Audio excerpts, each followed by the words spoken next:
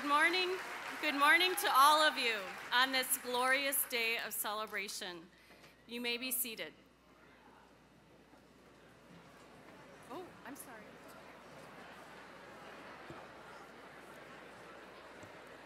In honor of all of you as you graduate, and to give praise to God, the merciful and loving one, I echo the words of the prophet Jeremiah.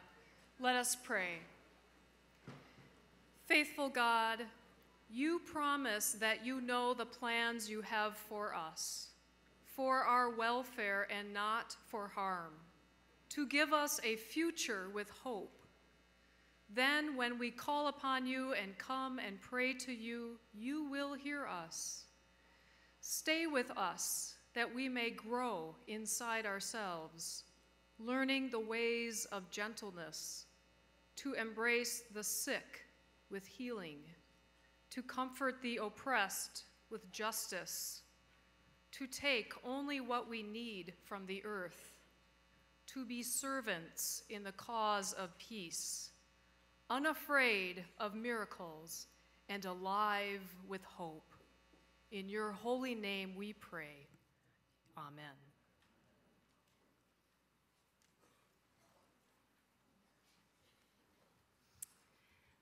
Good morning. My name is Amy Gort. I serve as the interim dean of the college and vice president of academic affairs at Augsburg College.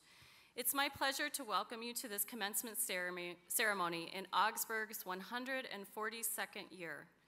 Thanks to Dr. Peter Hendrickson, Associate Professor of Music and class of 1976, and students Daniel Doffing, Lila Morris, Kelly Poster for providing processional music, and to Pastor Sonia Hagender for today's invocation. To all parents, spouses, partners, guardians, children, and friends, some of you who have traveled from far to be here today, I extend a very special welcome.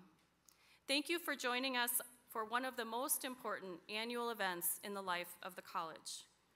I would also like to welcome Augsburg's faculty emeriti who are with us and recognize retiring faculty members Nora Braun from the Department of Business Administration, Francine Chakolis from the Department of Social Work, Stephen Gabrielson from the Department of Music, Lynn Lorenzen from the Department of Religion, Bruce Reichenbach from the Department of Philosophy, and Charles Schaefer from the Department of Computer Science, who were just approved by the Board of Regents as the college's newest faculty emeriti. Today all right, we'll do that.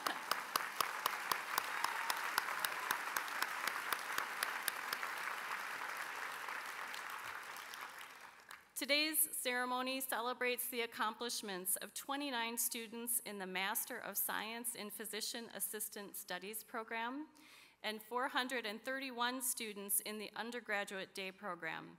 Students in these programs follow the semester calendar, which ended this past week. These graduates represent approximately half of the class of 2011. Augsburg College now holds 2 commencement ceremonies each year with the objective of honoring our diverse student body that follow multiple calendars. This year's second ceremony, which will be held on June 26th, will honor the accomplishments of the other half of the class of 2011. 232 students in the undergraduate weekend college program and Rochester programs, and 249 students in Augsburg's graduate programs that follow the trimester schedule. The theme for this year's commencement ceremony celebrates leadership and highlights Augsburg's commitment to educating students to be responsible leaders, as well as informed citizens, thoughtful stewards, and critical thinkers. Today's commencement speaker and representative of the class of 2011 will echo this theme in their message. It is now my pleasure to introduce Dr. Paul C Priven L, who has been the president of Augsburg College for the past 5 years. President Priven L is an active scholar and a leader in the discussions within higher education on civic engagement and the importance of connections to the community. Recently, President Priven L lent his support to President Obama's Interfaith and Community Service Campus Challenge, which is a call to colleges and universities to engage students in interfaith dialogue and community service. In a recent article, he reflected on the level of interfaith dialogue and commitment to community service already present at Augsburg College, writing, quote, "We believe that what we learned through recent efforts to encourage interfaith dialogue with our neighbors is something we must do each day. We must seek to live side by side, day by day, within our neighborhood. Interfaith living is what we must and do aspire to teach our students." Please join me in welcoming President Priven L.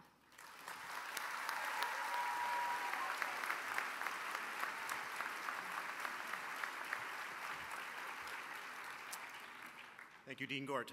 I would like to add my warm welcome to all of you gathered here today on this proud occasion.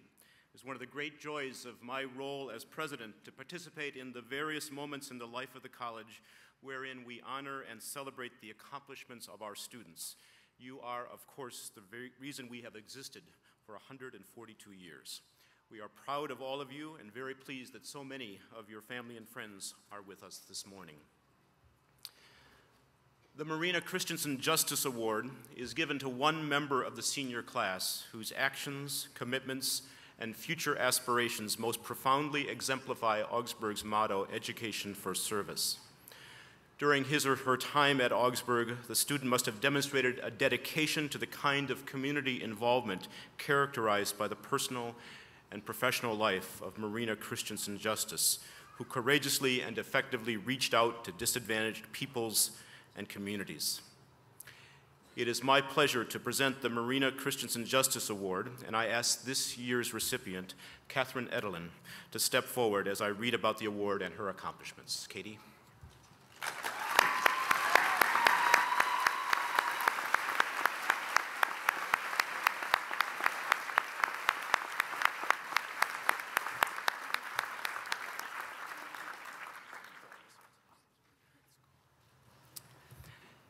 Katie graduates as an honors student with triple majors in environmental studies, chemistry, and biology.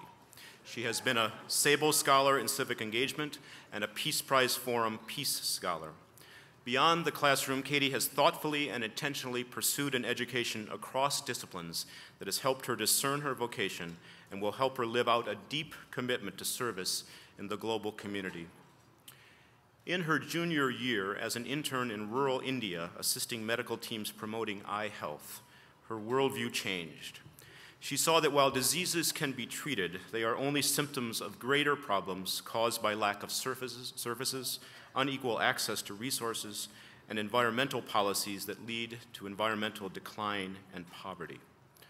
Since then, Katie has sought opportunities that provide insights to work that she describes, and I quote, at the nexus of science, policy, and society. Having seen waterborne disease in India and studied water resource policies, she spent 4 months in rural Uganda, living in a village and working on public health and water conservation projects, and learning how to promote change through community engagement and empowerment.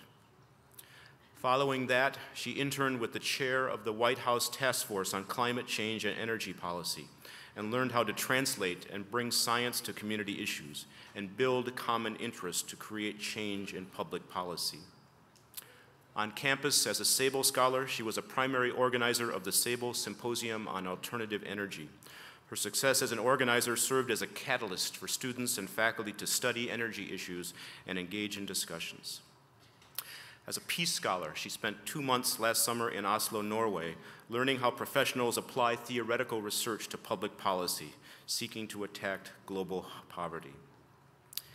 Katie has been awarded a Fulbright research grant to Norway, where she will continue research begun last summer and will study connections between access to water and armed conflict. Her plans include volunteering with the Norwegian Refugee Council. She also has been awarded a Rotary Ambassadorial Scholarship for Graduate Studies in Environmental Management following her Fulbright year. Katie exemplifies every aspect we hope for in our students, that they become informed citizens, thoughtful stewards, critical thinkers, and responsible leaders. Through her, Augsburg's motto and the ideals that Marina Christensen Justice stood for continue to thrive.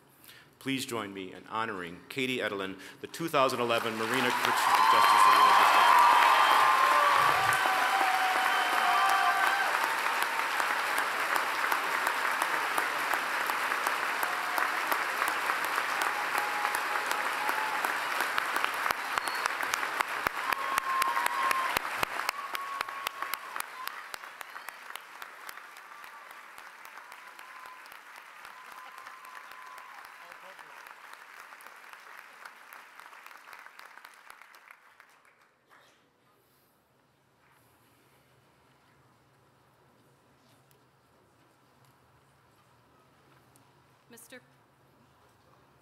Mr. President, I am pleased to introduce Dr. Mark Tranvik, Professor and Chair of the Department of Religion, who will present the candidate for the degree of Doctor of Humane Letters, honoris causa. Reverend Ishmael Noko has been recommended by the faculty and approved by the Board of Regents. Dr. Tranvik, who is also an ordained minister in the ELCA Church, has had a long interest in ecumenical theology. He was also instrumental in making interfaith conversations a central piece of the recently established Augsburg Center for Faith and Learning. Dr. Tranvik.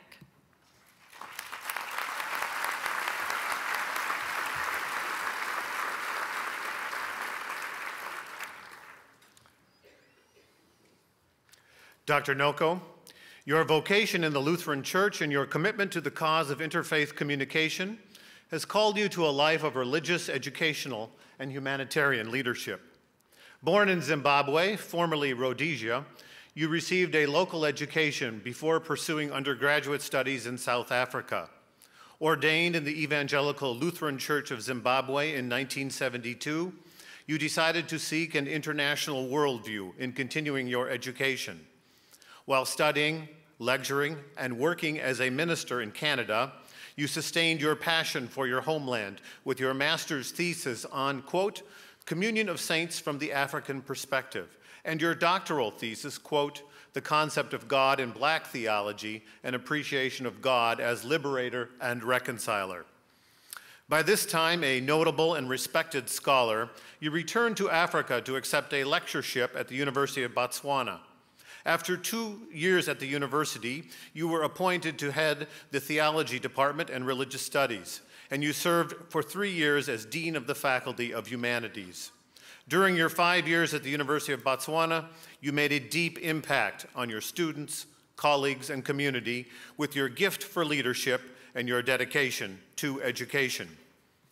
In 1982, you were called out of academia to join the Lutheran World Federation Department of World Services. Here, with this global communion of Lutheran churches, you began your humanitarian training, working with such groups as the Organization of African Unity, the United Nations High Commissioner for Refugees, and other church-related refugee services. You witnessed firsthand the great suffering caused by violent conflict and the need for an active promotion of peace, unity, and constructive communication. Your service not only helped the communities you assisted, but also prepared you for the major leadership roles you were about to assume. In 1994, you were elected General Secretary of the Lutheran World Federation.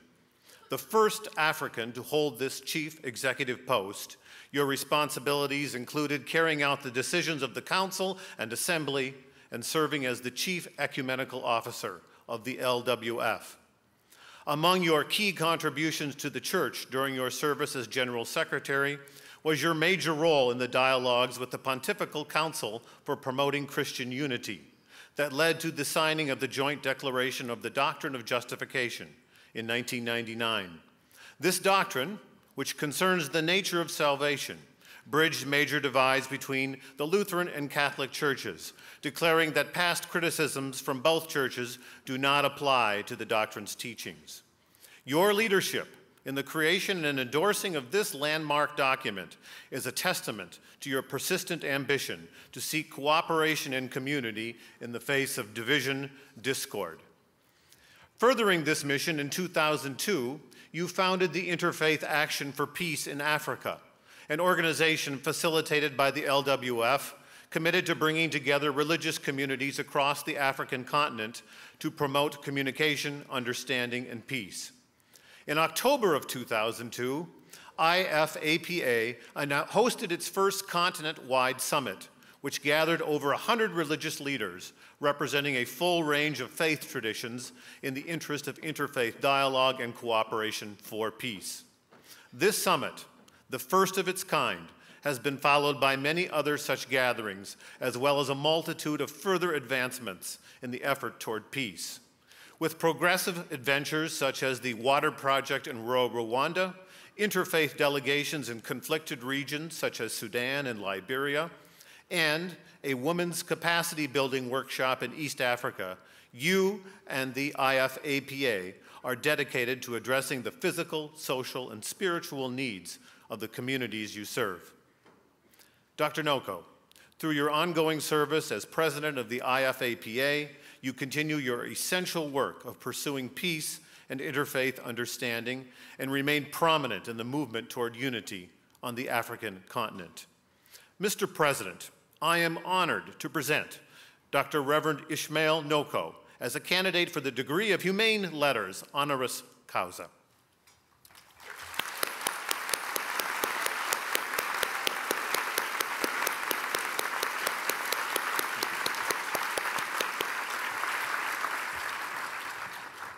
Reverend Dr. Noko, as we celebrate Augsburg's abiding commitment to responsible leadership, we honor you for your leadership in the academy, the church, and the world.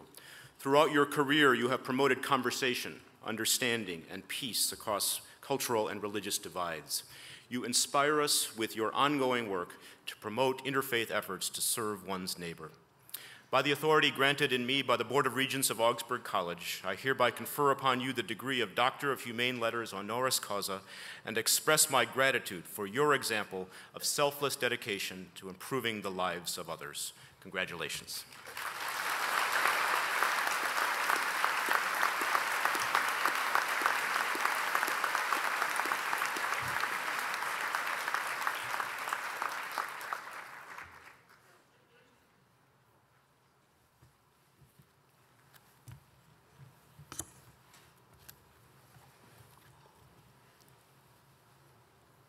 Mr. President, Board of Regents, academic deans and faculty, students, parents, grandparents, cousins,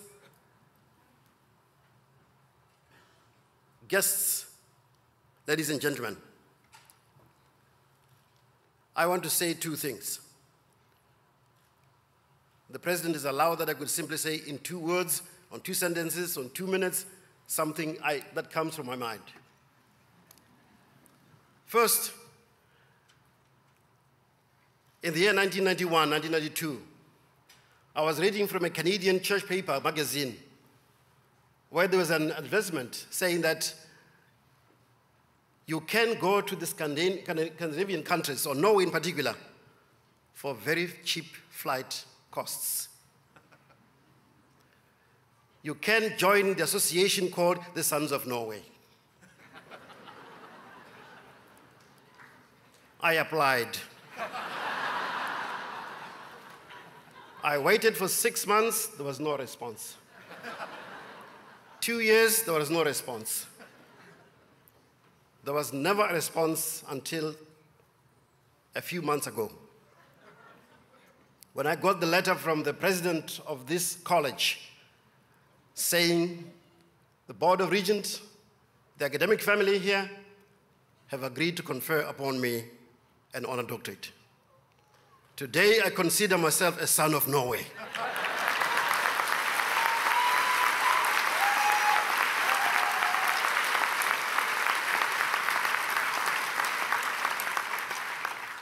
Mr. President, I'm grateful to you, to those who have made it and this decision that I be honored on this occasion. I'm aware that you have conferred in the past and possibly in the future a number of persons of distinguished work who have contributed to the church and society. I feel, therefore, very honored today to be in the company of those persons who are so distinguished contributors to our churches and our society. In the citation, mentioned was made of the signing of the Joint Declaration on the Doctrine of Justification and the role I played in that. This was a signing between the Lutheran churches, represented by the Lutheran World Federation, and the Roman Catholic Church, represented by its principles. In the citations also, you've indicated what I've done.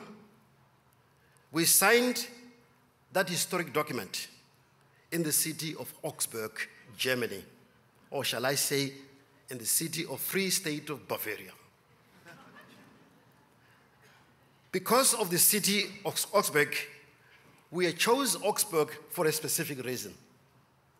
It's a city of great historical significance in peacemaking and peace impacts. In 1999, October 31st, Lutherans and Roman Catholics put aside our long disagreements on the understanding of how a sinful human being stands before the righteous God. The anathemas that we pronounced and leveled against each other were nullified around the teaching of justification.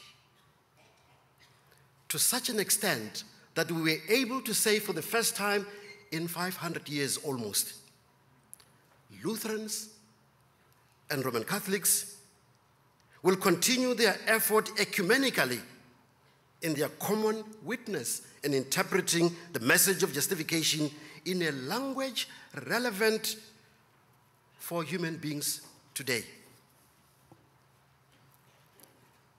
Mr. President, let me make just 2 observations in my conclusion.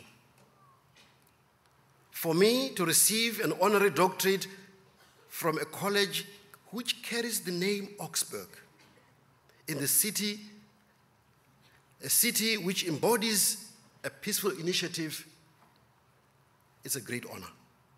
It reminds me, and I believe that reminds you as well, that God continues to do extraordinary things in ordinary ways. Secondly, I'm impressed by how the vision and statement mission of this college resonate so well. Called to serve our neighbors. It resonates with the basic purpose of what happened in the city of Augsburg over the centuries up to the year 1999. It was a moment of great historical significance when Lutherans and Roman Catholics were set free. They were set free to collaborate in serving their neighbors. Mr. President, I accept this honorary doctorate, conscious of the mission statement of this college. I will, within my responsibilities, associate myself, as long as I live, with the mission, the purpose of what we stand for. To you graduates, I congratulate you. To graduate from a university, a college that is second to none, called to serve our neighbor. It is an invitation. It is a call to become a caring community. In a world where the dominant thing is fragmentation, in a world that is becoming more and more isolated, where isolation is the dominant tendency, in a world plagued by loneliness. Yes, in a world where there is no permanent friends, but permanent interest. I've been living and working in the city of Geneva, a city of diplomats, where you are told over and over again that here there are no permanent friends, there are permanent interests. You are called to build bridges of permanent friendship, where a friend is a person before whom you can stand, figuratively speaking, naked. They never use your nakedness against you. Build those bridges of strengthening community in a world where the bridges are very wobbly. As you go into this world, whether you are employed, unemployed, whether you're a student, find a way of serving your neighbor. May God bless you, and congratulations to Augsburg College.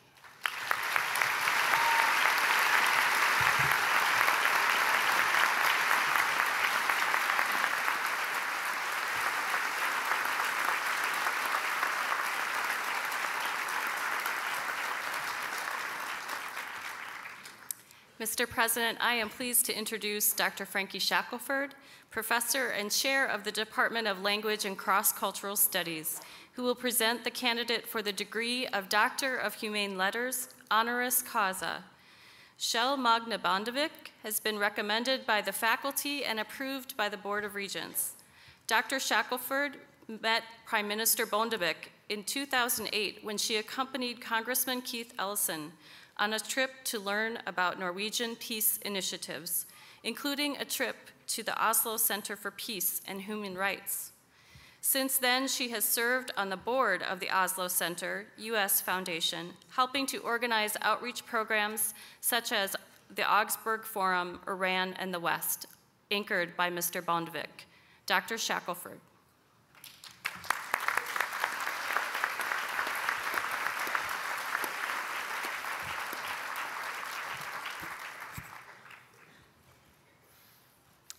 Kjære Kjell Magne Bondevik, for over 30 years, you have served the citizens of Norway and influenced people across the world with your vision for human rights, equality, and democracy for all.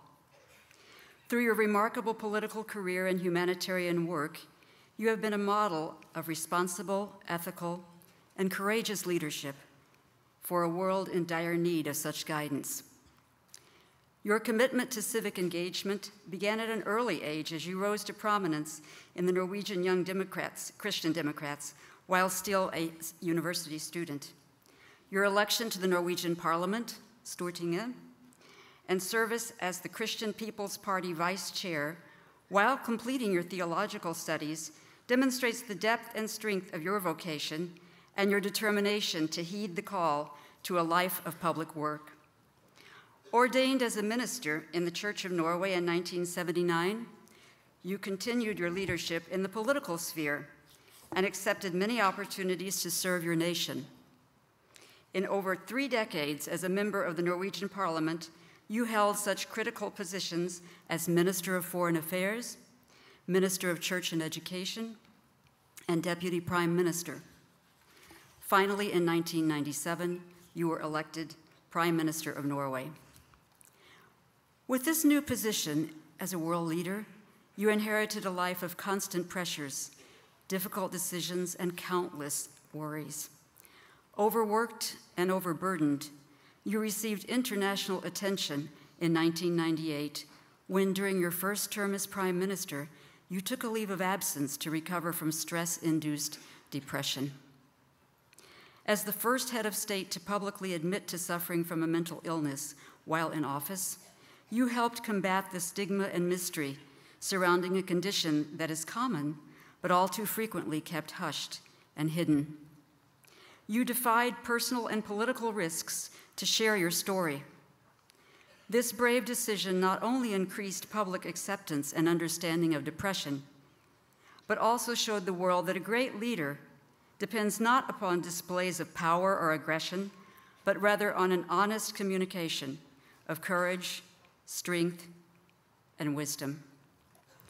Your commitment to open communication is reflected as well in your preference for diplomacy and dialogue in matters of international importance. Your coalition governments were also notable for your choice to name a high number of women to cabinet posts, as well as your dedication to social welfare, particularly health and education. Following your 2 terms as Prime Minister, you turned your attention abroad serving a year as the United Nations Secretary General's Special Envoy to the Horn of Africa. In this position, you encountered massive drought and food insecurity, crippling poverty and social injustices, and unstable governments. Moved to action by these experiences, you decided to step down from national politics and dedicate your energy to bringing stability and improving the quality of life in the world's most fragile areas. In 2006, you founded the Oslo Center for Peace and Human Rights, an organization focused on human rights, democracy, and interreligious and intercultural dialogue. As president of this organization, you continue your good work with projects including the promotion of rights in Burma and Eritrea, global initiatives to improve maternal and mental health, a democratic dialogue program that encourages leaders of Africa and the Middle East to meet with leaders from mature democracies in the interest of social cohesion, free association, and improved collaborative governance. Mr. Bondevik, your selfless and ongoing service, rooted in your faith, convictions, and hope for a better life for all people, has earned you a well-deserved place amongst today's most inspiring leaders. We are honored to have you with us today. Mr. President, I am honored to present the president of the Oslo Center and former Prime Minister Kjell Magne Bondevik as a candidate for the degree of Doctor of Humane Letters, honoris causa.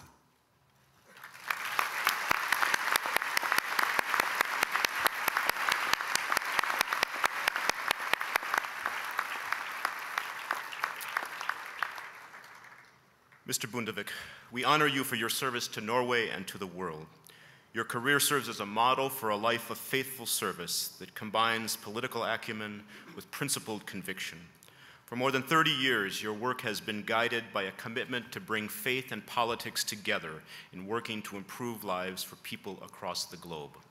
We are grateful for your ongoing example as a responsible leader. By the authority granted to me by the Board of Regents of Augsburg College, I hereby confer upon you the degree of Doctor of Humane Letters, honoris causa, and express my gratitude for your example of selfless dedication to improving the lives of others. Congratulations.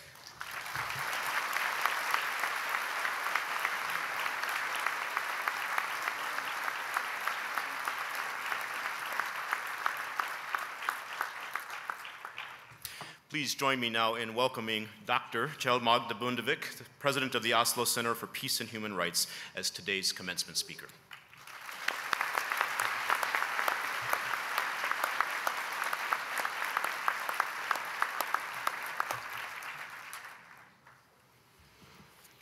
Dear President Priven L, Board of Regents, faculty and students, thank you for presenting the Doctor of Human Letters degree that you have bestowed upon me today. I'm deeply honored. I also want to congratulate my friend over many years, Dr. Ismail Noko, for this honorary doctorate. But not least, as a Norwegian, I want to congratulate him to finally be a son of Norway.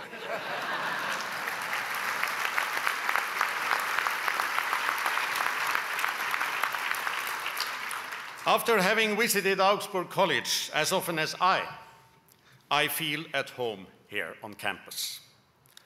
I have attended it and participated in several Nobel Peace Prize forums, and in 2008 I participated in the forum on an interface of politics and religion. The theme for your commencement this year is leadership. And I will therefore speak about leadership in democracy, good governance with gender and cultural diversity. Thinking of leadership, one typically thinks of a president or CEO, a school principal, a minister, or the captain of a sport team, in a bracket which always has been my dream to be. There are certainly other examples as well. Personally, I have been in leadership positions for most of my life, beginning when I was elected as leader of a Christian youth group in my last year of high school at the age of 18, later on leader of the youth organization of the Christian Democratic Party, and so I was elected leader of the party, and later I became Prime Minister of Norway for 2 terms and led 2 different coalition governments. But I have learned that leadership takes many forms other than just the visible head of government, business, or another organization. There are thought leaders, moral leaders, and leaders in innovation who can change the course of civilization. My vision of leadership is what I call servant leadership. And the best example of that is Jesus Christ. He served his own disciples, even though he was their Lord. All leaders must remind themselves that they are not leaders by coincidence. They are leaders in order to serve a purpose. Political leaders are servants of their constituents. Religious leaders are servants of the members of their denominations or congregations. We lead by our actions and words, but the most efficient way to lead is to lead by example. Our behavior says more than our words. This also means the willingness to step down when your time as leader is over. A problem of today in many countries is that political leaders, by changing their country's constitutions, go on in their positions much too long, become more and more authoritarian, and seem to forget that they are servants of their people and rely on their confidence. In short, their ego grows beyond the will of their people. And allow me to mention one example from a country where I have been, as already mentioned in the introduction, in Eritrea. I met the current president of Eritrea in the end of the 70s, when he was a freedom fighter for independence of Eritrea from Ethiopia. And they succeeded. I stood also up and supported their demands. In the beginning of the 90s, they got their independence from Ethiopia, and he had great visions of a democratic Eritrea with respect for human rights. And what happened? The country has developed into a dictatorship, more and more authoritarian, without elections, imprisoning of political opponents and religious leaders, and so on. And unfortunately, this is not only the case for Eritrea. It happens in many countries. Another challenge for leadership is equal leadership opportunities for both women and men. If we exclude more or less half of the population from leadership positions, we will not get the representative and sound leadership. This is unfortunately happening in many countries. Although the job is not complete in this regard, we have made great strides in the right direction in Norway. Today, gender equity in participation in government of Norway is a matter of course, and the idea of inequality seems foreign and strange. However, this is a result of changes in norms and values achieved through legislation and hard work over many years. Women and men attained equal voting rights in Norway in 1913, but it was not until the 1950s that women used the right to vote approximately as much as men did. And not until after the 1970s did a greater number of women in Norway actually participate in public life as politicians. The representations of women in Norway expanded considerably in all parts of the political landscape during the 1970s and 80s. This was in large part due to campaigns to promote more women in public life, as well as changes in legislation and the political party's own rules of quotas. Good governance, both economic and political, is essential for legitimacy. It is essential for making citizens trust politicians and the political system as a whole. A country that is well governed is open to debate, ensures equality for all citizens, is free from corruption, and improves people's lives. The essence of democracy is to share power and respect the will of the people. Listening to the will of the people means listening to all the citizens, not only the ones that have voted for me.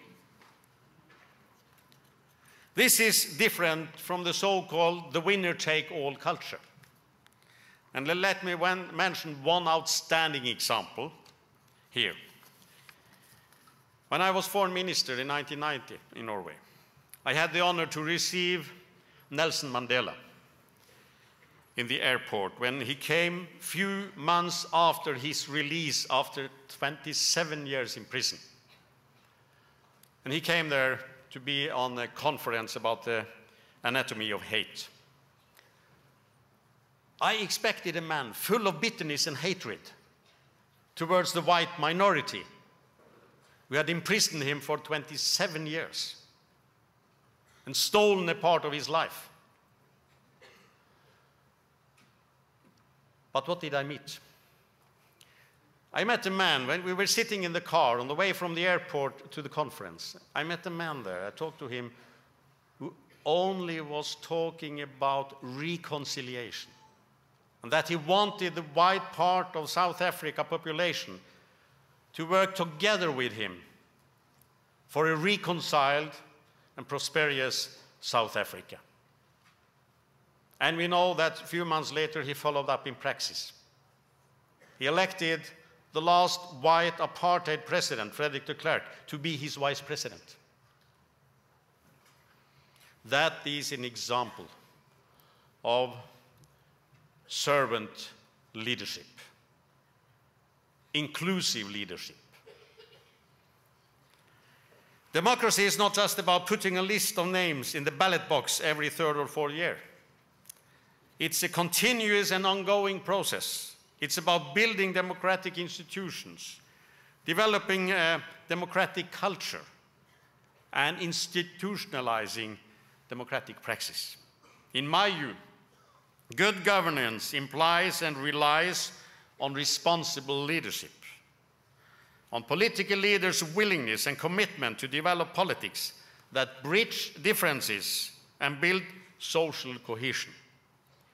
This is all about building what I would call shared societies. In many contexts, this boils down to relations between a majority population and minority groups. Yet the experience underscores that inclusion of minorities is a challenge for most communities, indeed also in my part of the world. But it is also a litmus test for the quality of any democracy. Without a certain level of trust between people, between leaders, and between people and their leaders, no democracy can thrive. Hence, good governance is indeed also about executing policies that strengthen relations across ethnic, religious, and cultural boundaries.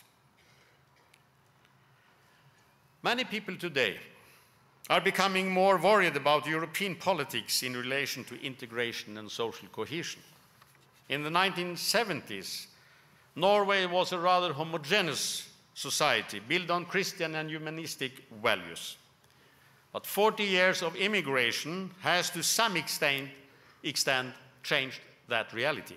Today, Norwegian cities are inhabited by people of different religious, cultural, and ethnic affiliation. Cultural diversity has become the norm even in Norway.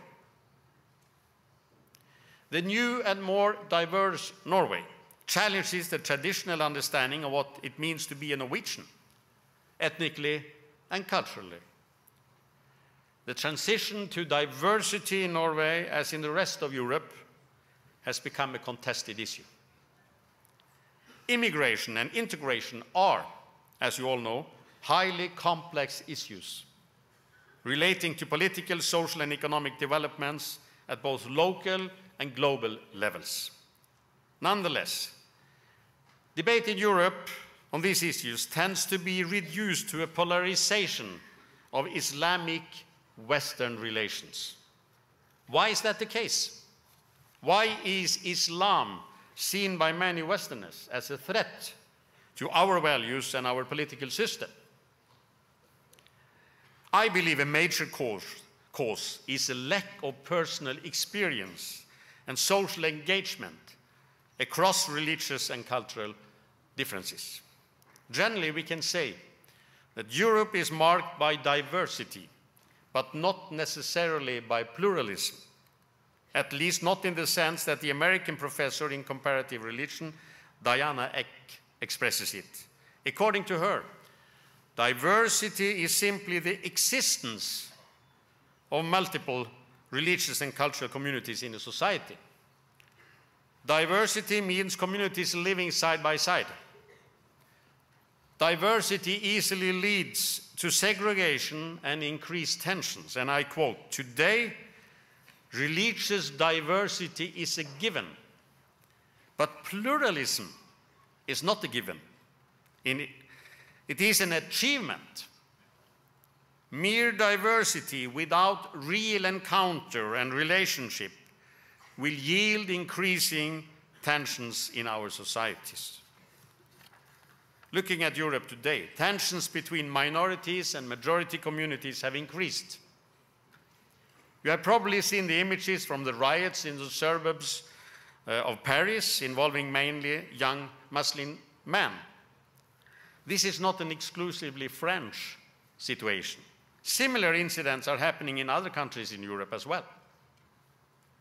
Such uprisings display resentments and frustrations among these youngsters, a sense of alienation, exclusion, and humiliation. This is the voice of the second and third generation of Muslim immigrants who have never been given the chance to find their place and role in society. In all fairness, Norway and many other Western European countries are, by many standards, well-integrated societies. But Europe has a history of creating otherness. Anti-Semitism, colonialism, and the current Islamophobia testify to that. In order not to reproduce otherness and exclusion in our own times, we need a proactive policy on integration, a policy for shared societies based on a culture of dialogue rather than the reproduction of stereotypes. Here, political and religious leaders have a responsibility to inspire, to enlighten, to listen, and to lead by example. I have described some of the challenges to coexistence and integration in multi-ethnic and multi-religious communities, and how these too often become issues of tensions and conflicts.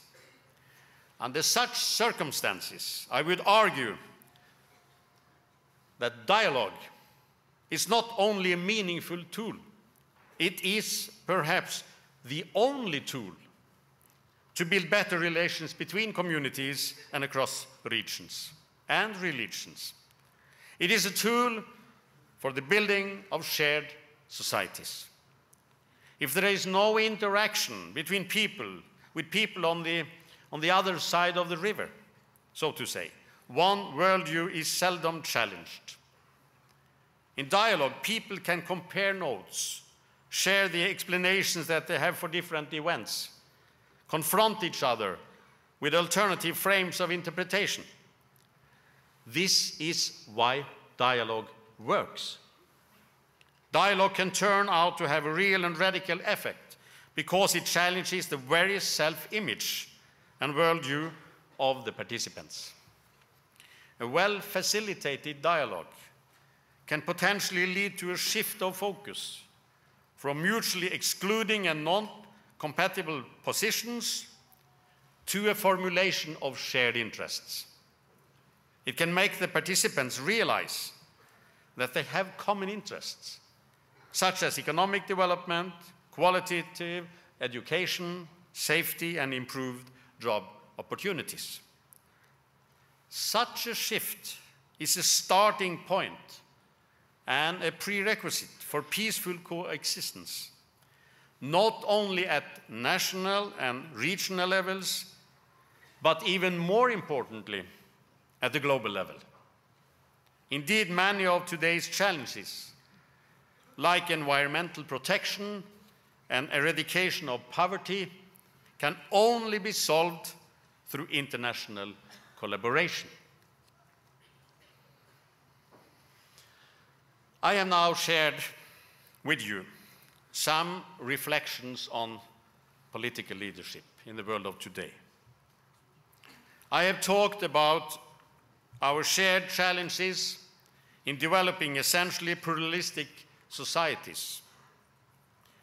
And I have described how I view and relate to the notion of dialogue, which is integral to the notions of responsible leadership and good governance. Indeed, how can power be shared without dialogue? How can a government be accountable without a dialogue with its civil society?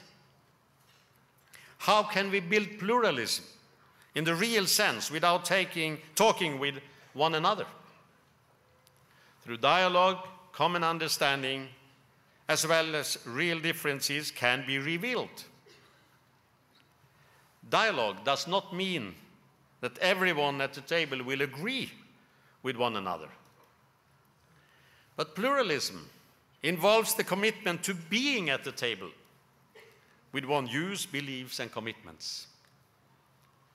For the world to overcome these challenges, you will need not only to be leaders in the traditional sense of the word, but also moral leaders and thought leaders.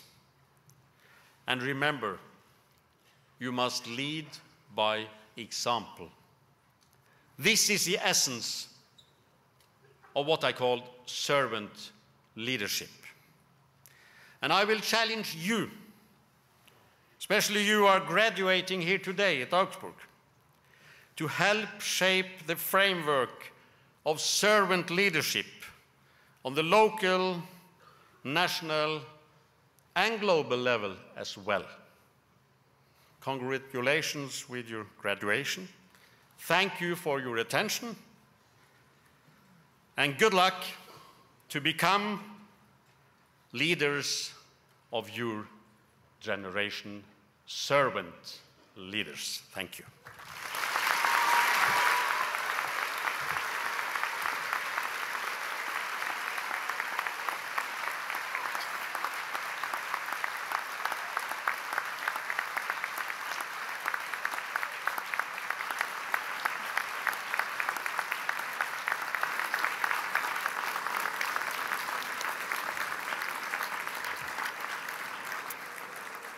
Thank you, Prime Minister Bondevik. Augsburg's acclaimed gospel praise jazz ensemble, under the direction of Dr. Robert Stack, Chair of the Department of Music, will now sing "This Little Light of Mine."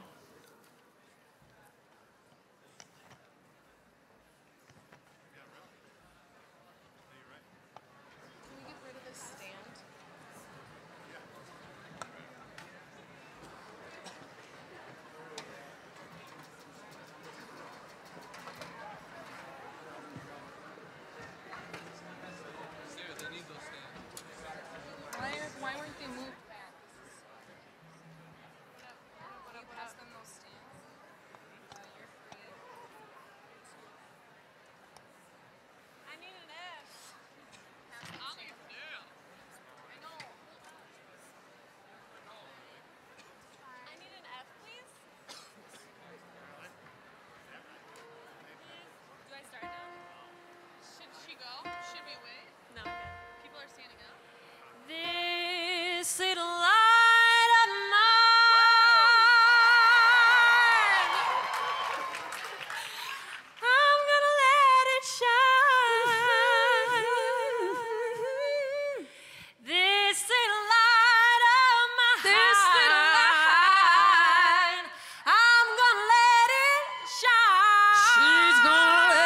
shine. This little light of mine. This little light. I'm gonna let it shine. Let it shine. Let it shine. Let it shine. Let it shine.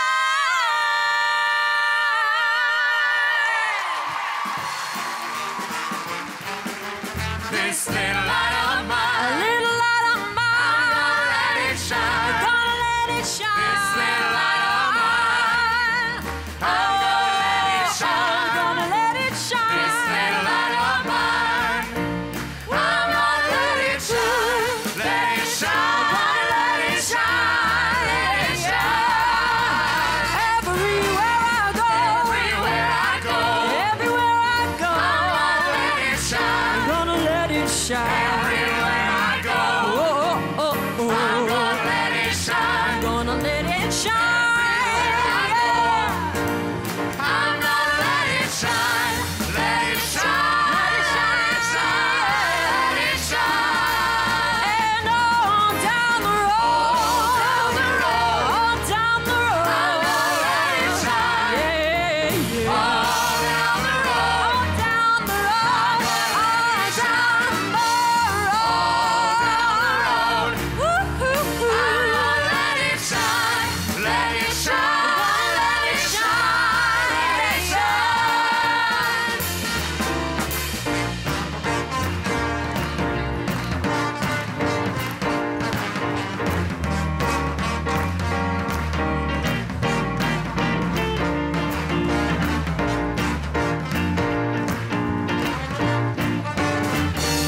Let it shine. Gonna let it shine. Let it shine. This little light of mine, little light of mine, yeah, gonna let it shine. Light of mine, gonna let it shine. Everywhere I go, and on down the road, I'm gonna let it shine. Let it shine. Let it shine. I'm gonna let it shine. I'm gonna let it shine. Oh, I'm gonna let it shine. I'm gonna let it shine. Woo. I'm gonna let it shine. Let it shine. Shine.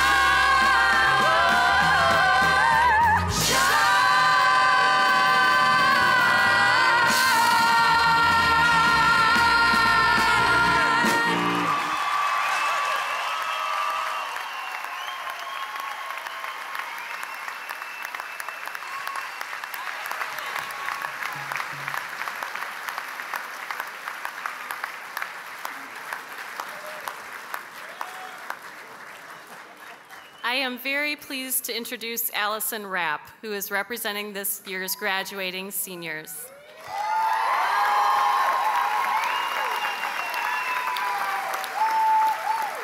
Allison is a double major in communication studies and international relations with a minor in Japanese. She is a member of the honors program and has been involved in student government and the Echo, Augsburg student newspaper. Allison is engaged in research on aspects of race, gender, and sexuality in Japanese culture, for which she was awarded a research grant from Augsburg's Office of Undergraduate Research and Graduate Opportunity. Her research will continue this fall as Allison will pursue a master's degree in communication studies from the University of Minnesota, with plans to continue her work to a PhD. Welcome, Allison.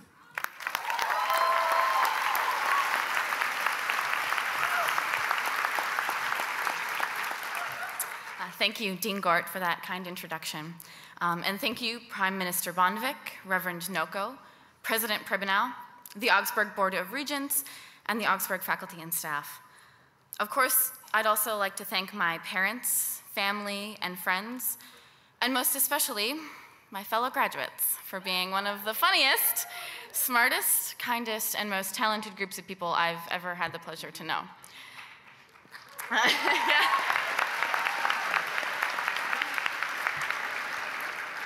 These things are kind of annoying, aren't they? Today, I would like to talk to you all about something truly terrifying, something few people like to discuss, especially publicly. Graduates, friends, and family members, I want to talk to you about uncertainty. Uncertainty is a scary concept. We desire certainty, control, and predictability. Now, Augsburg has prepared us to become responsible leaders, yet we wonder how we can be responsible leaders when we are uncertain about our own future. But as Erich Fromm, an early 20th century social psychologist, once remarked, the quest for certainty blocks the search for meaning. Uncertainty is the very condition to impel man to unfold his powers. Now, Fromm suggests that dogmatic certainty can prevent us from seeing the world as it could be, whereas constructive uncertainty moves us forward into new worlds of understanding and imagination. Now, I believe that embracing uncertainty can impel us forward into unfolding lives of opportunity, deep meaning, and responsible leadership. Now, although I'm talking about uncertainty, I am certain of what I want to say. I am certain that static expectations can become the trap of tunnel vision. Now, I'm also certain that static truths can lull us into complacent conclusions and a crippling loss of imagination. One way certainty blocks us is that static expectations can become a kind of myopia, a blinding us to the broader vision of our unfolding powers. We are a species compelled to predict and prepare for the future. As children, we often decided we would grow up to be astronauts, cowboys, or ninjas. I wanted to be a lion. As college students, we expect good grades and lucrative internships thrown in our laps.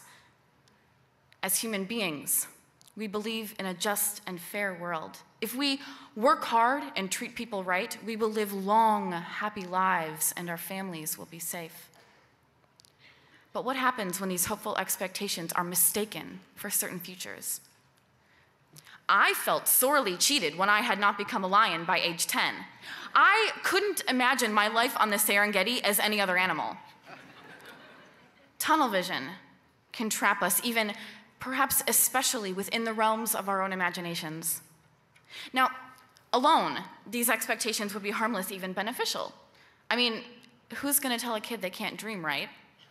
Ali, you'll never become a lion. Susie, you'll never become an astronaut. Billy, you'll never make it in marketing. But a narrow focus on one specific success or one specific failure is entirely the wrong way to frame the issue. We should be thinking about how many other possibilities are open to us and how our comfort with uncertainty can free us to explore the things we love now and in the future. Think about our field of vision. Too often, we look only straight ahead. We see a future as a communications manager, or as a human rights lobbyist, or as a world traveler. But when that line of view suddenly becomes dark, when we don't get what we expected, or when we find out that we actually hate what we really thought we love, then we feel helpless. Our tunnel vision debilitates us, blocks us. The first time I applied for a research grant through the Office of Undergraduate Research and Graduate Opportunity, ERGO, I was denied. Unfortunately, I'd spent months telling myself and others, I'm going to get a grant to study gender in video games. When I was denied, for perfectly good reasons, by the way, not only was my ego badly bruised, but I also felt I was incapable, inadequate, unequal to any task, not just this task, but any task. That is the blindness of certainty. In the end, however, being denied that ERGO grant was the best that could have happened to me. It forced me to re-examine my research interests and step outside my comfort zone by doing quantitative research for a Hmong LGBT nonprofit in St. Paul. Definitely something I never anticipated doing, much less being good at. As a result of fearing uncertainty, we take comfort in those tunnel vision expectations. We are uncomfortable in the idea that we should prepare for other options, like searching for jobs outside our core interests. But if we expand our view beyond that tunnel, we can embrace uncertainty, and that can free us, empower us to explore the options we might never have imagined. If Nintendo doesn't hire you, call up Microsoft. Or hey, go teach English abroad. Become a zebra. While static expectations can blind us, a static view of the truth can trap us in a world of superficial conclusions and self-serving judgments. This mistake is particularly apparent in our core beliefs about religion, death, and the very nature of the universe.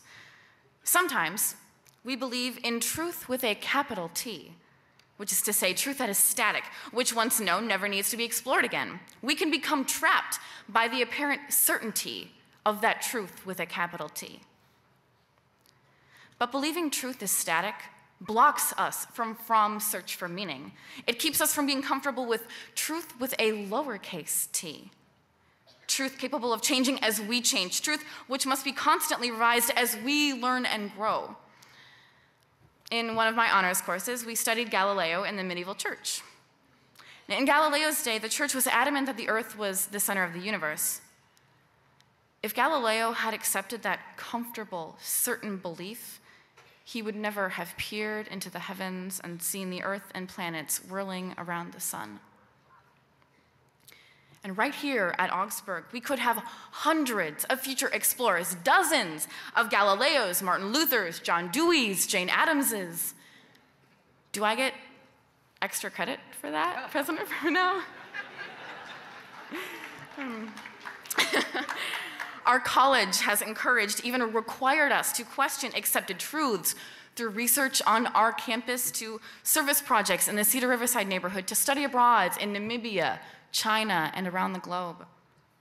Understanding that elasticity of truth and embracing the uncertainty about what we believe can propel us to become responsible, introspective, and thoughtful leaders. So, my fellow graduates, what do you want to do now that you have your degrees? We've all been asked that, right? Where do you see yourself in 5 years, Johnny? Do you want a family? Lion? Zebra? Or rhinoceros? But the fact is, none of us really know. But that uncertainty can be our greatest strength. Remember Fromm's quote, "The quest for certainty blocks the search for meaning. Uncertainty is the very condition to impel man to unfold his powers." And so, as you leave this place you've called home for the last 4 years or so, remember that if you renounce certainty and accept uncertainty, if you embrace the unknown future, if you accept truths that will change as you change, as we change, then your vision can be broad, meanings unlimited, and your power to live imaginatively will fully unfold. Thank you.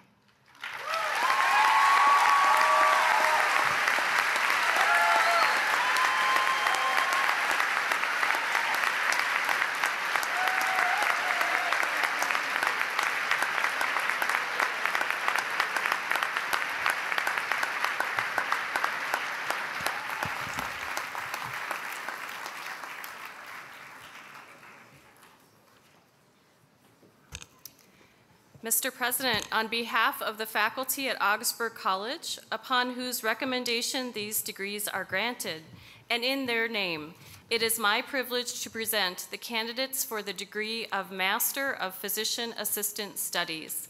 Candidates, will you please come forward as directed by marshals? I will announce the names of the members of the class as they come to the platform. Please remain standing when you return to your seats. Michael Good, class of 1971, and the chair of the Board of Regents will assist President Priven L. We request that the audience hold your applause so that all the names can be heard. I need you to stand over here.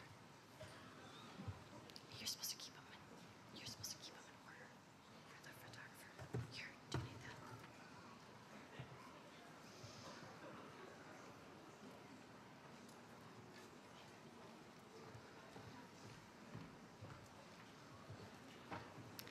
Carol Klemick. Benjamin Baumann. Abby Bernstein. Johanna Catherine Cramblett. Jenna Marie Funenstein. Sarah Lynn Sharor. Nicole Sarah Graham. Valerie Lynn Rodriguez.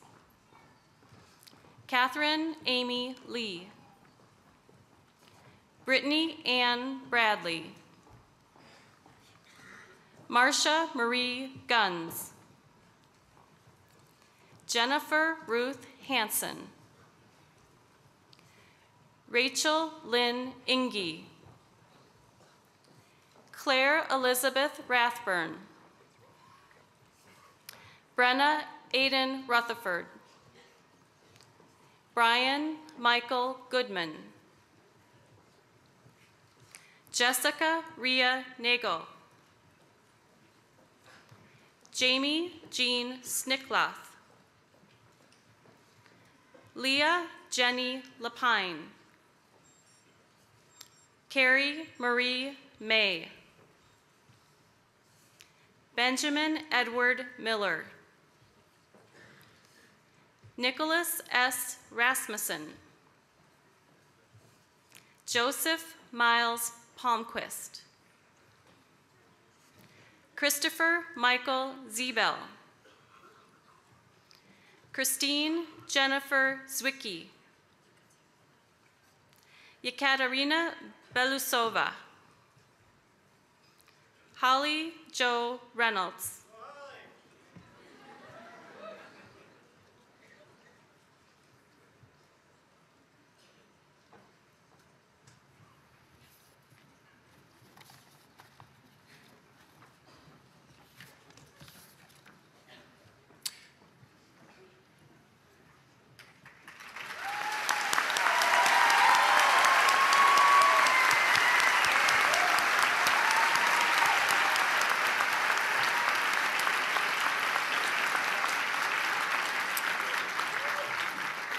By virtue of the authority entrusted in me by the faculty and the Board of Regents of Augsburg College, and upon nomination by the faculty, I now confer upon you who have completed these requirements the master's degree of the Physician Assistant Studies program with all the rights and privileges pertaining thereto.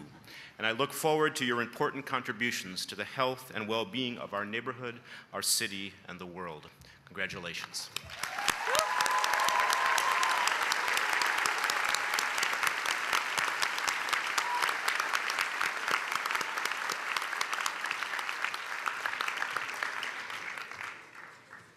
Mr. President, on behalf of the faculty of Augsburg College, upon whose recommendation these degrees are granted, and in their name, it is my privilege to present the candidates for the degrees Bachelor of Arts, Bachelor of Science, and Bachelor of Music.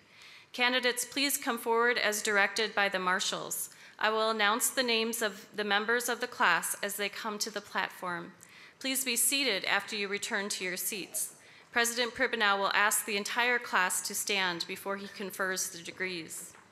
After reading the names of the candidates for baccalaureate degrees, 3 kinds of honors may be announced.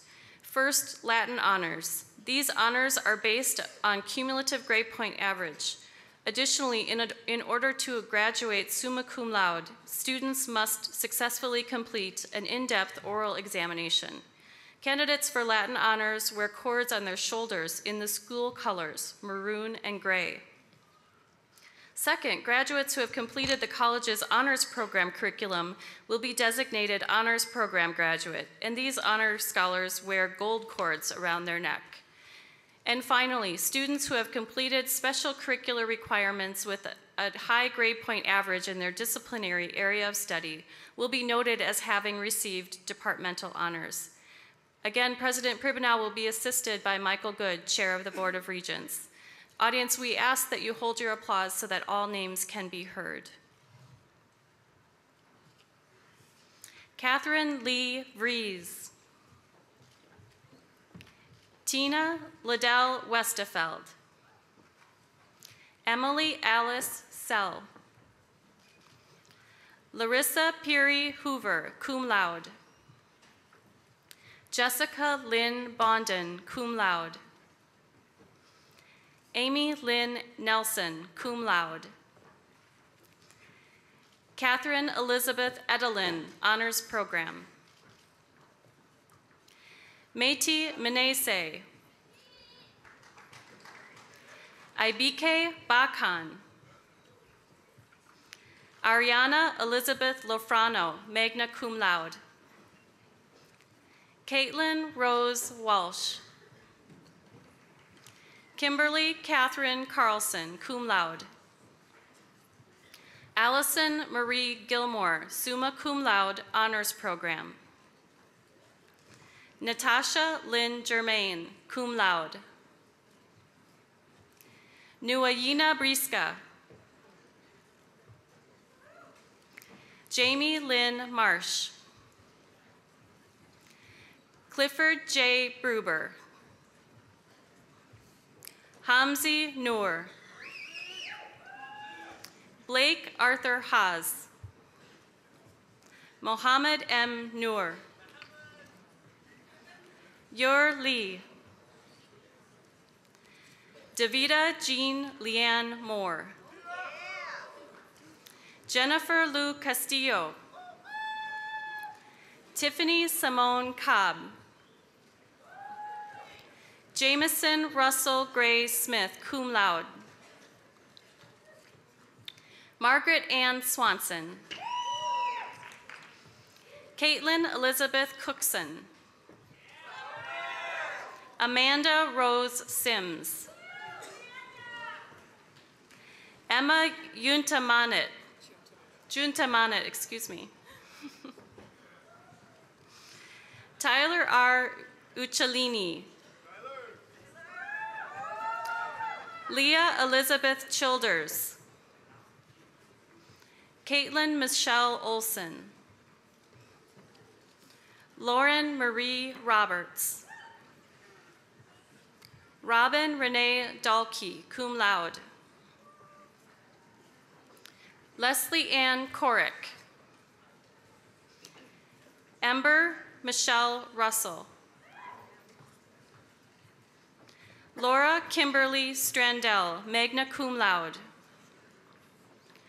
Kristen Marie Bennett, cum laude. Donna Arle Schloller, magna cum laude. Kate Lynn Wooliver, magna cum laude. Kira M. Nelson, cum laude. Stephanie Lynn Zappa, cum laude. Talia Ann Pop. Hannah Catherine Holm, cum laude. Kari Marie Johnson. Angela Marie Burla. Sarah Helene Dill.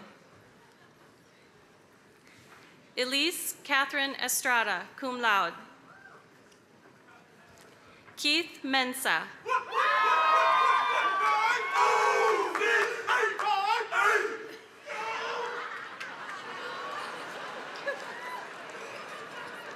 Jessica Brittany King. Kenitra Rashida Ikea Wilson. Brandy Ashlia Hyatt. Elizabeth B. Robinson. Kia DeRay Burton.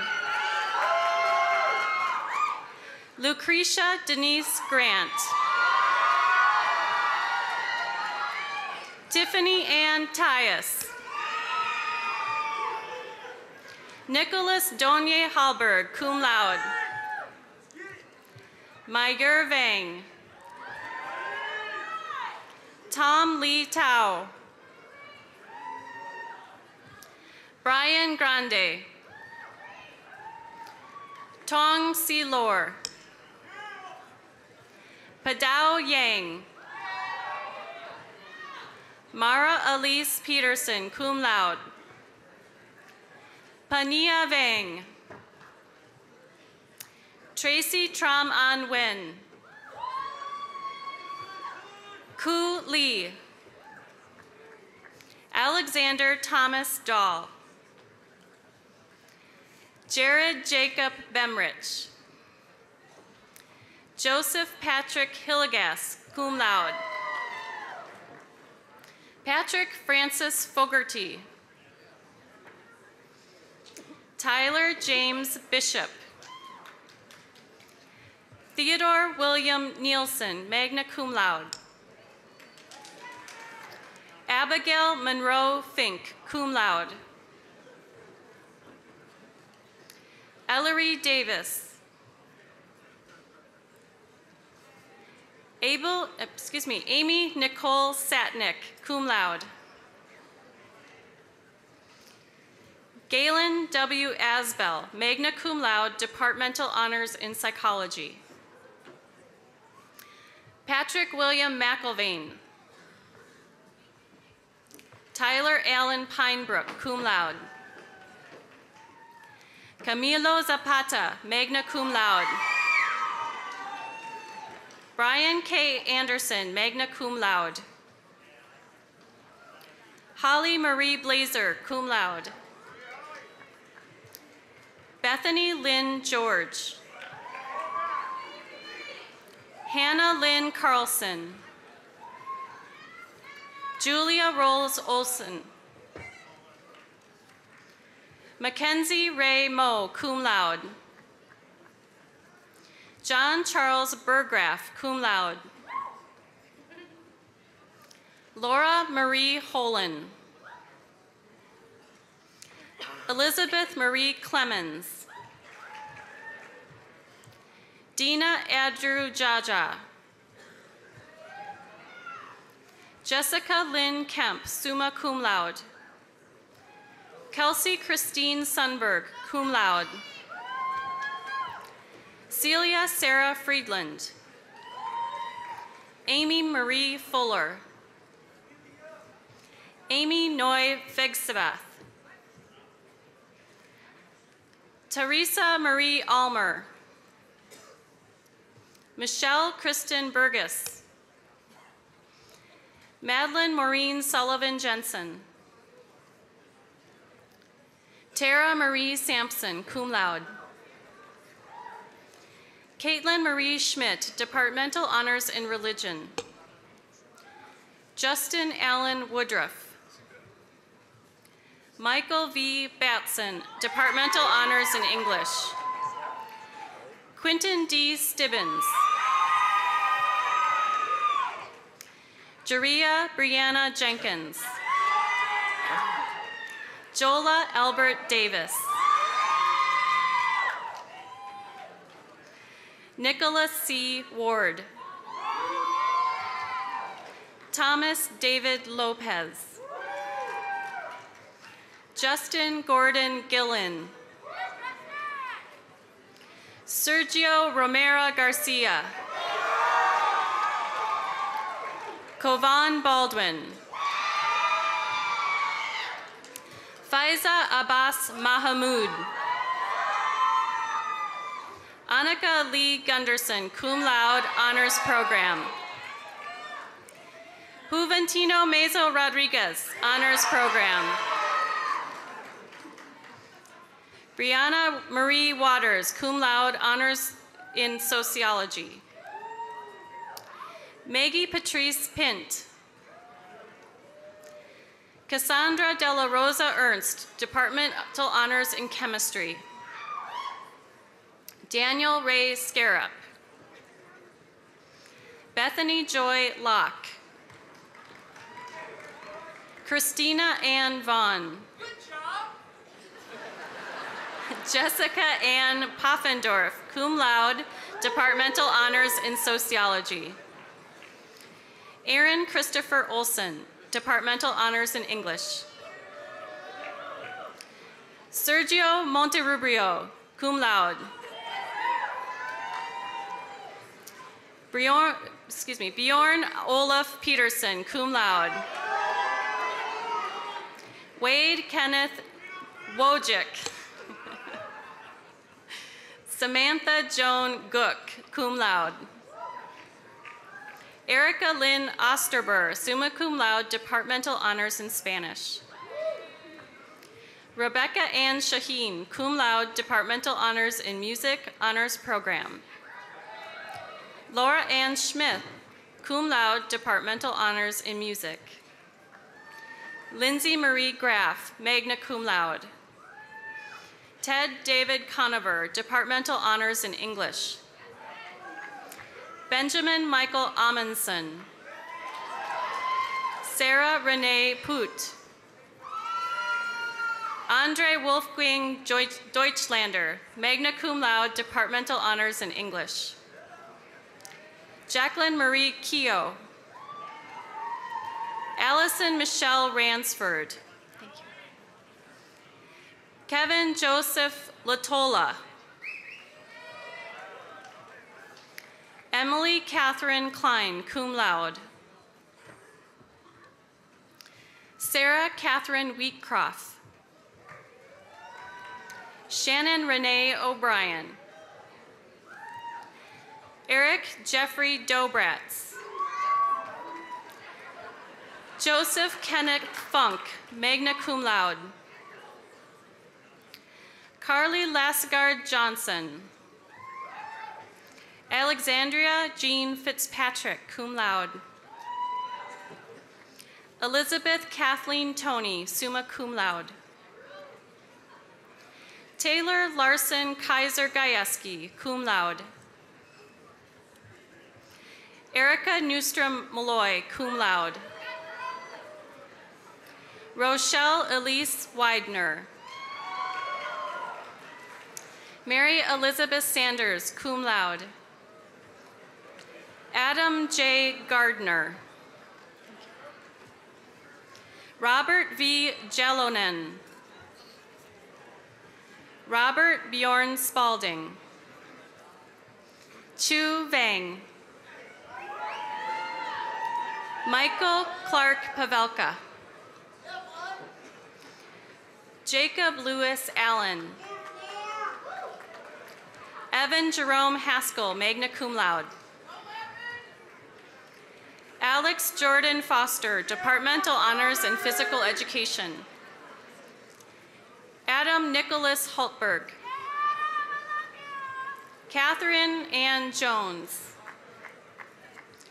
Betsy Collins, magna cum laude, Departmental Honors in English. Alexandra Marie Younger. Joel Larson Mink, cum laude. David Earl Madsen, cum laude.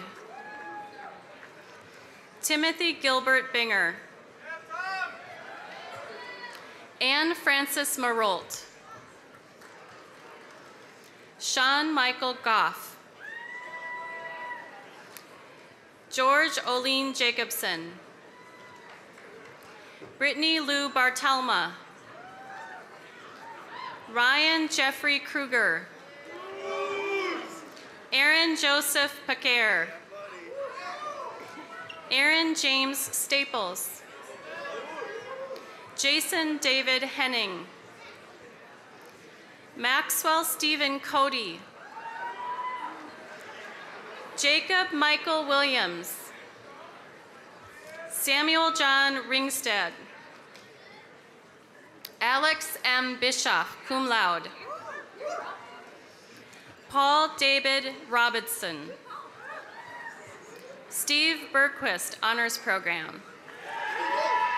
Allison Georgia Rapp, summa cum laude, Departmental Honors in Communication and Honors Program. Colin Clifford Stanhill, magna cum laude. Samuel George Smith, magna cum laude, Honors Program. Aidan Paul Nancaro, summa cum laude, Departmental Honors in Medieval Studies. Renee Carla Van Sicklin, summa cum laude. Rebecca Catherine Iverson, magna cum laude, Honors Program. Ashley Christine Capez. Krista Rabine, cum laude. Brittany Allison Reeb. Matthew David Bolin. Jared Tyler McReynolds, summa cum laude. Nicholas J. Payton. Neep Hun. Stephen Jeffrey Thimmel. John Martin Ballas Lestock. Scott Michael Polito. Dang Her. Timothy Harlan Blackstone. John Paul Hibbs. Kevin Andrew Lundeen.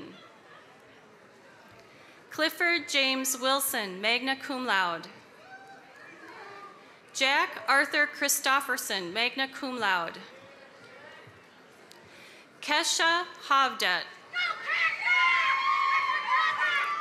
Annalise Jill Thorsgaard, magna cum laude. Nasreen Shadati Longley.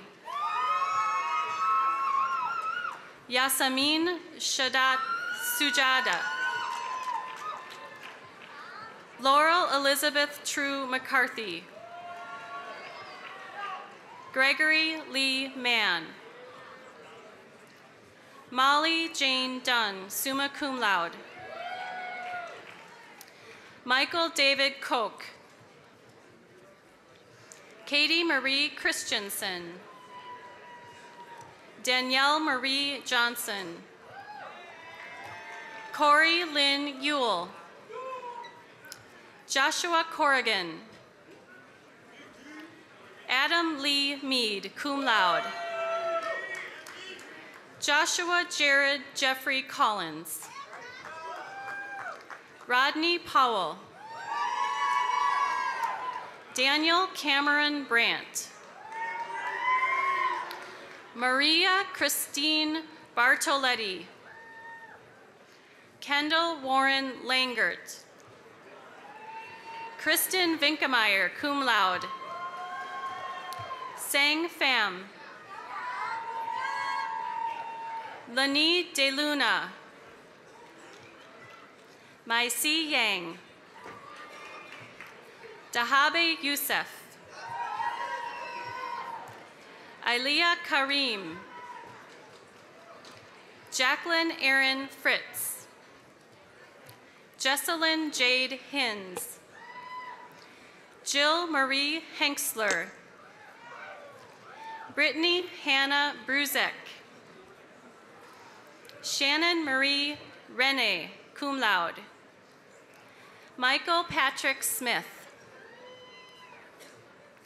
Brianna Elise Erickson. Hillary Christine Volkman. Blair Pierce Downing Noble. Christine Elizabeth Portlance.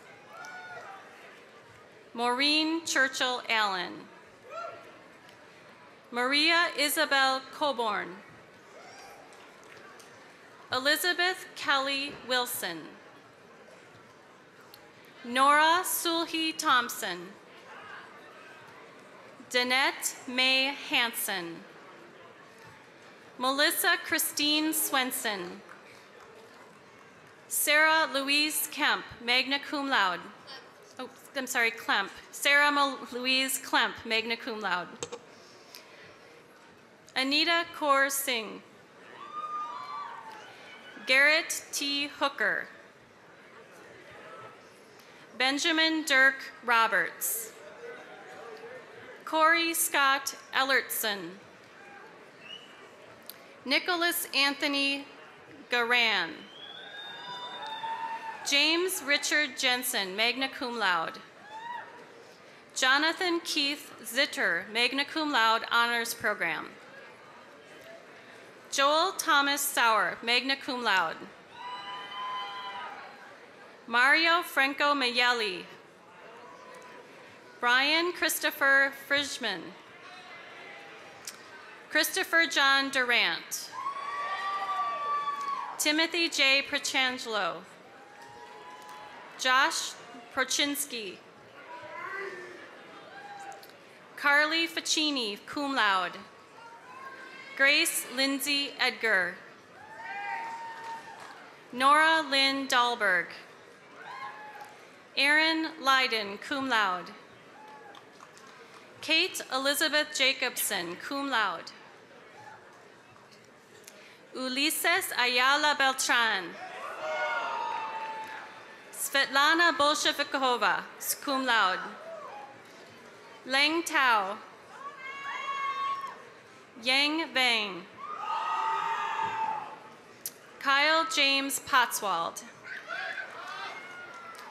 Jake Richard Coling. Charles J. Ham. Brian James Love, summa cum laude, Departmental Honors in Computer Science and Departmental Honors in Mathematics. David Michael Comer. Ryan James Thomas. Thomas Grant Westcott, summa cum laude, Departmental Honors in Religion. Caitlin Christina Berg. Ruth Ann Dorcas Donor. Therese Louise Miller. Mai Lee. Nicole Angelica Nader. Whitney Ellen Pratt, Honors Program. Ashley Abate, Honors Program. Elise Ann Headland, cum laude. Justin Douglas Sellner. Claire Elaine Hauge. Angela Ray Needham, cum laude. Sheena Lynn Alexander. Emily Alex Borowick. Anthony Robert Doran. Austin Daniel Hogg. Stephanie Lynn Posey. Madonna E. Dat P. Wen, cum laude, Departmental Honors in Physics. Sana Malik, cum laude, Departmental Honors in English. Peter Anton Hall, cum laude. Jesse Alva Borg. Alexander Herbert Umland. Matthew David Bowman. TJ Hogg. Van Hong. Joseph P. Keller. Jennifer Leah Avery. Muriel Elaine Kroll, Honors Program. Kayla Lynn Dennison, cum laude, Departmental Honors in Psychology. Natasha LeMay Pulowski. Marin Ray Olson. Sonia Karin Vagnus. Shannon Kathleen Twyford.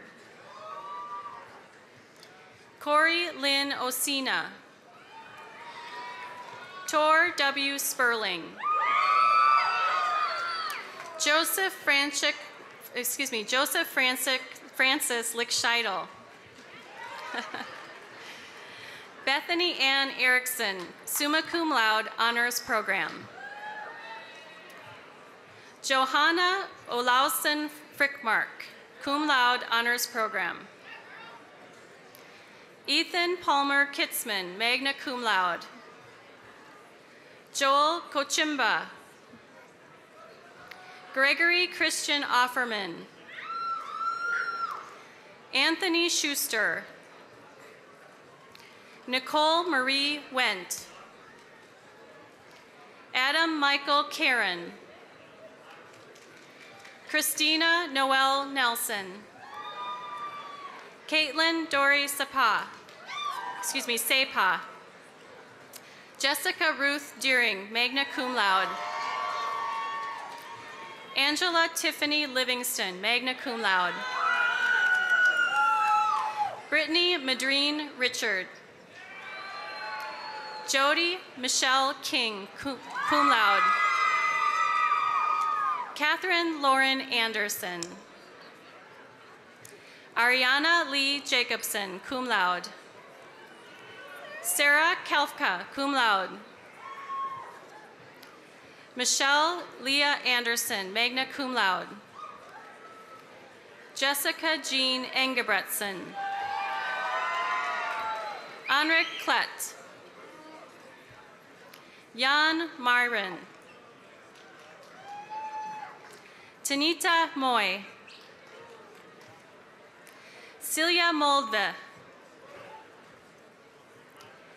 Siv Tuna Johansson. Elizabeth Noistromo. Malin Eidsower. William Robert Navel. Min Huyn. Kai Olson. Carly Joy Lungstrom. Claire Elizabeth Beakey. Andrew Timothy Anderson, summa cum laude. Tarek Adam Sheikh. Bryant Bruce Nordby. Christopher Gray Ozga, cum laude. Nicholas Reese Bavra. Benjamin Emeka Ezeduagu. Mason Paul Michael Holmquist. Brett Jeffrey Clotaire. John G. Demjen. Stig Ode Roth. Jameson Hugstava. Bridget Lee Wenker, magna cum laude. Sneha Prakash. Anna Roop Lafleur. Frederick Michael Wheeling. Tyson Fabianski. Alex Gendreau Perrin. Sarah Ann O'Shea. Adam Gregory Jacobson. Cal A. Zupan. Mitchell Lynn Kluver, cum laude. Brett William Quick. Benjamin David Kraus Gagne. Emily Lynn Andrews. Erin Alexandra Johnson, summa cum laude, honors program. Jessica Ellen Hilk, departmental honors in physical education. Karen Elizabeth Warness, magna cum laude, honors program. Brittany Louise Kruger, cum laude, honors program. Scott Harrison Brink. Samantha Drost, magna cum laude. Soma Minasi. Ali Jama. Just hang on. Kevin Kotavangsa. Jared William Hartman.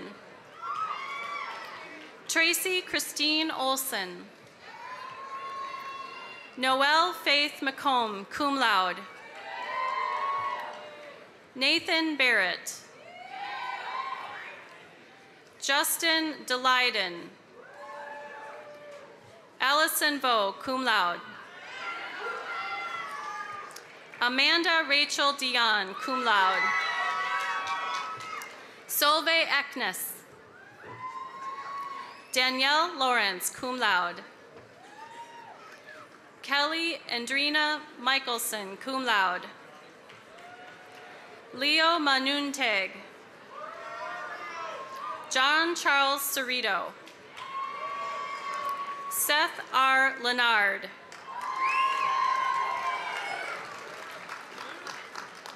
I think I can go sit down now.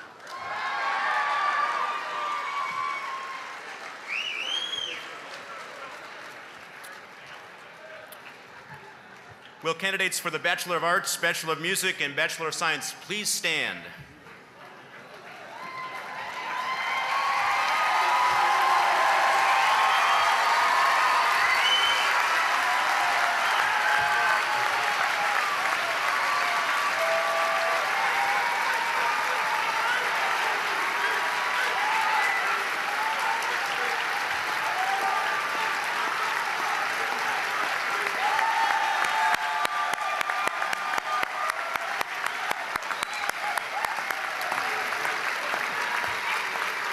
By virtue of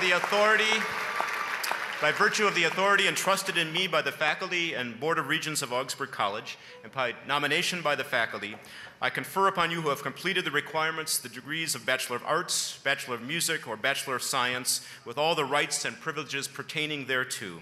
And I welcome you to the proud company of Augsburg graduates, men and women throughout the world who live out the deep links between education, faith, and service to the neighbor. Congratulations.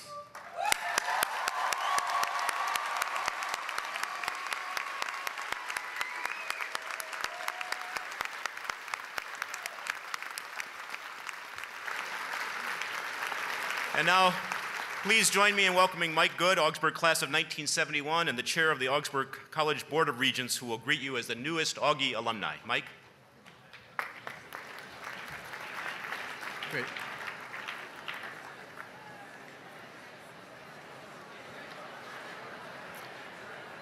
Well, it's a pleasure to be with you in this very joyous occasion. I want to congratulate you and welcome you to the Augsburg College Alumni Association.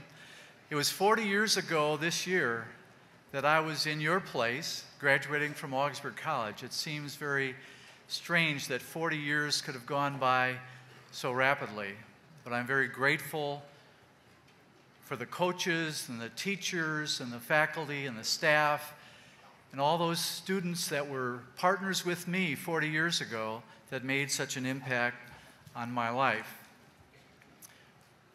We hope that you will, in fact, stay with us, as Paul talked about in the baccalaureate service. Stay with us, help us to continue to live out our vision in the world. Stay with us so we can continue to learn from you, be inspired by you, and to learn with us on how we can service our neighbors in the worlds in which you are entering. Again, congratulations and welcome to be a member of the Augsburg alumni.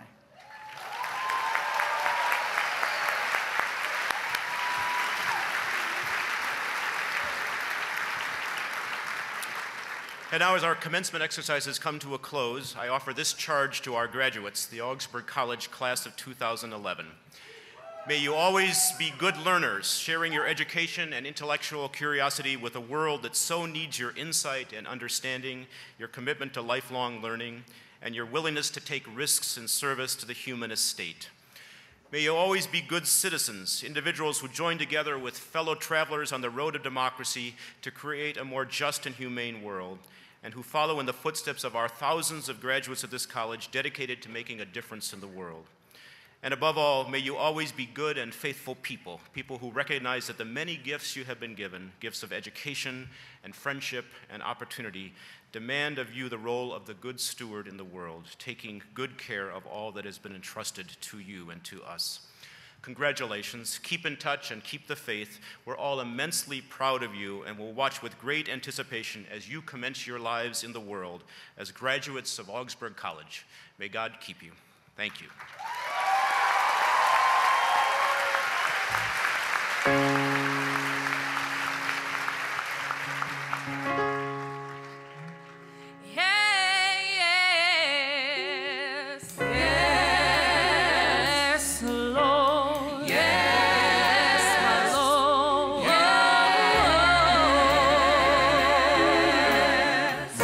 I need to hear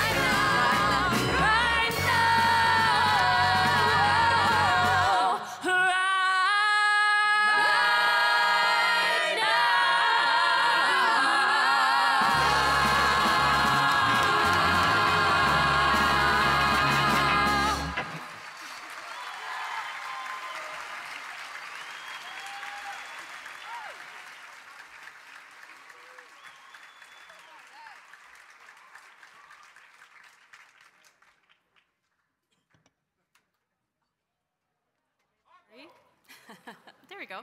A very special thank you to Director Dr. Robert Stack and the Gospel Praise Jazz Ensemble for their uplifting performances today.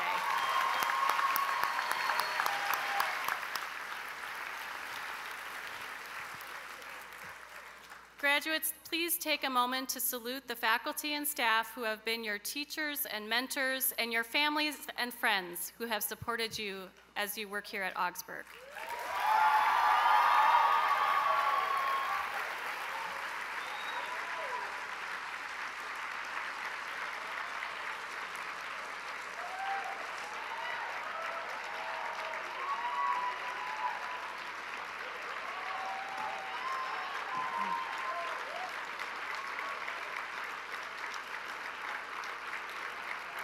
Academic departments and programs will host receptions following the ceremony at various campus locations. Please consult page 18 of your commencement program for the locations which are listed for each department and program. A campus map is also included in the program to assist you in finding those receptions. Please stand as you are able for the benediction. The recession will follow. Pastor Dave. Please receive the benediction. Like a rock, God is under our feet. Like a roof, God is over our heads. Like the horizon, God is beyond us. Like water in a pitcher, God is within us and in the pouring out of us. Like a pebble in the sea, we are in God. And now, as servant leaders, as lions and zebras, let us go and change our world as God has changed our lives in Christ. Amen.